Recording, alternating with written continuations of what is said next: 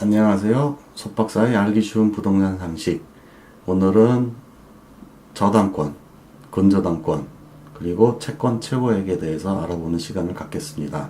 부동산을 한 번이라도 거래를 해보셨거나 전월세 계약이라도 해보신 분들은 사려는 집이나 들어가려는 집에 대출이 얼마나 있는가, 채무가 얼마나 있는가를 알아볼 때 제일 먼저 하는 게 등기부등본을 발급받아서 확인을 하는 일이죠.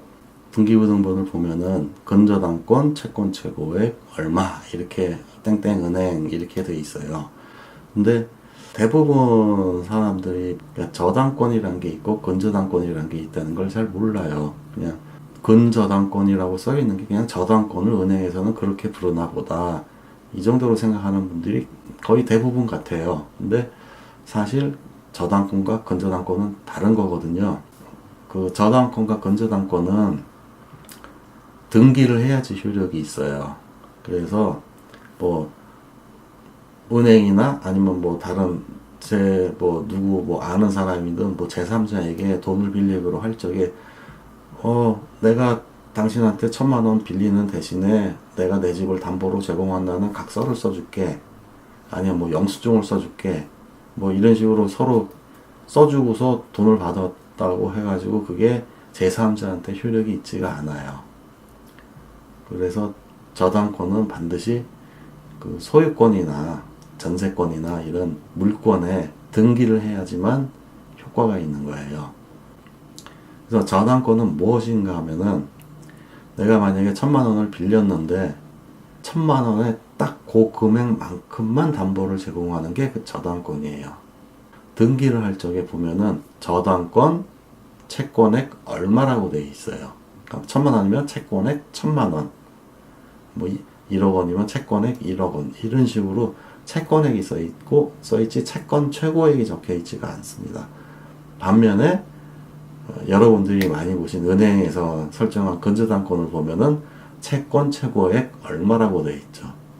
그러면 근저당권은 저당권하고 무엇이 다르냐면은, 저당권은 말씀드린 대로 1,000만 원이면 1,000만 원에 대한 그 금액만큼만 담보를 제공하는 데 반해서, 근저당권은 만약에 은행에 1,000만 원을 빌리기로 했으면 그 은행에서 빌리기로 한 1,000만 원 플러스 이제 제가 만약에 이자를 제대로 못 내고 이자가 밀리고, 그래서 은행에서 계속 이자를 납부해라 했는데도 못 내가지고 만약에 이게 경매를 실행하거나 하면은 또 그런 실행 비용이 들어가잖아요. 그런 법정 실행 비용 이런 거를 다 플러스를 해서 넓은 의미로 잡아놔요, 채권을.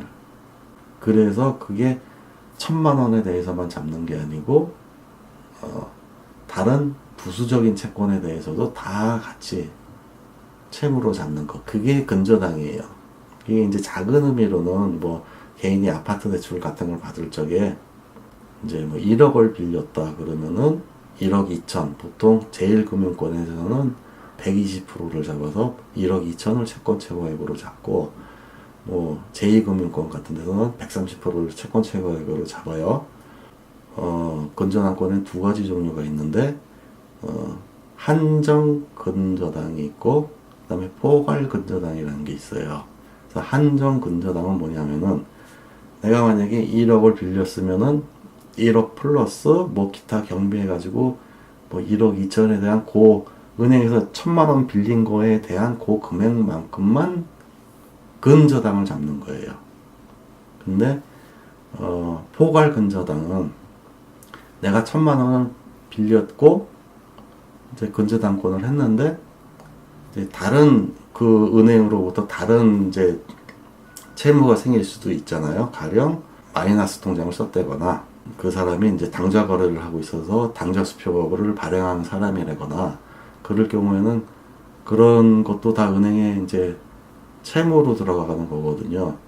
그러니까 그런 것까지 다 포함하는 뭉뚱그려서 잡는 저당권을 포괄 근저당이라고 하는데, 대개 은행에서 하는 게 이 포괄 근저당을 많이 해놔요.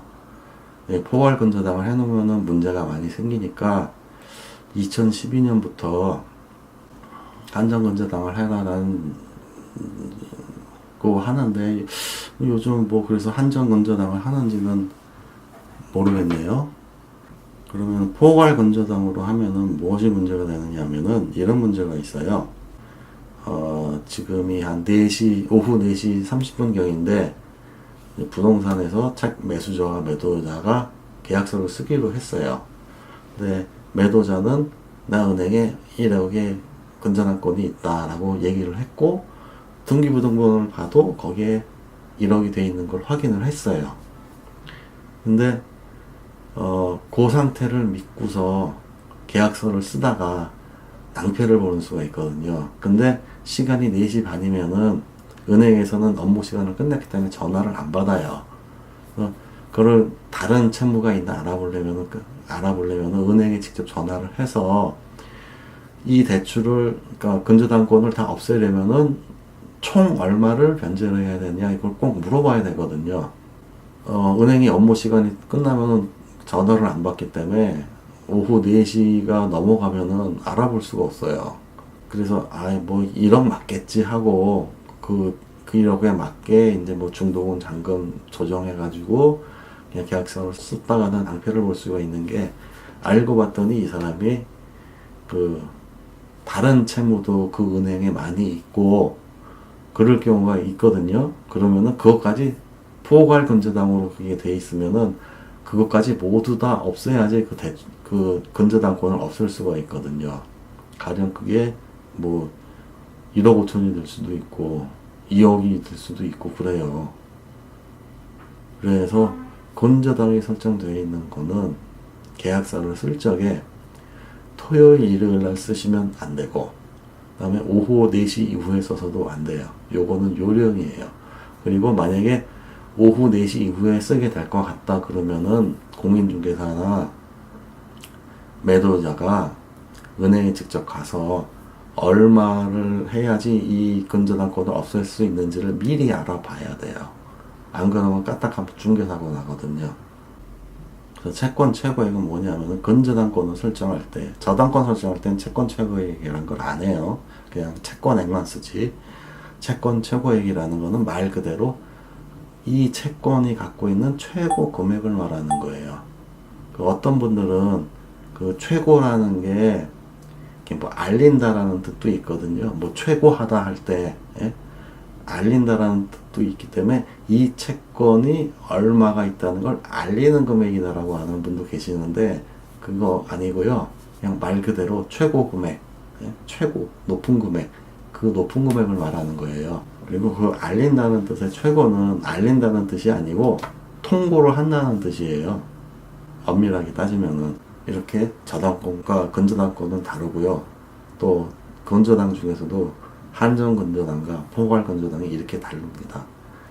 은행에서는 그냥 자기네들이 편하게 하려고 포괄 근저당을 많이 해왔는데 문제가 많이 생기니까 이제 정부에서 한정 근저당으로 바꿔라 라고 이제 2011년부터 권고를 했는데 요즘도 뭐 실제로 포괄 근저당을 할지 한정 근저당을 할지는 은행 내부 서류에만 나와 있기 때문에 등기부만 봐서는 알 수가 없죠.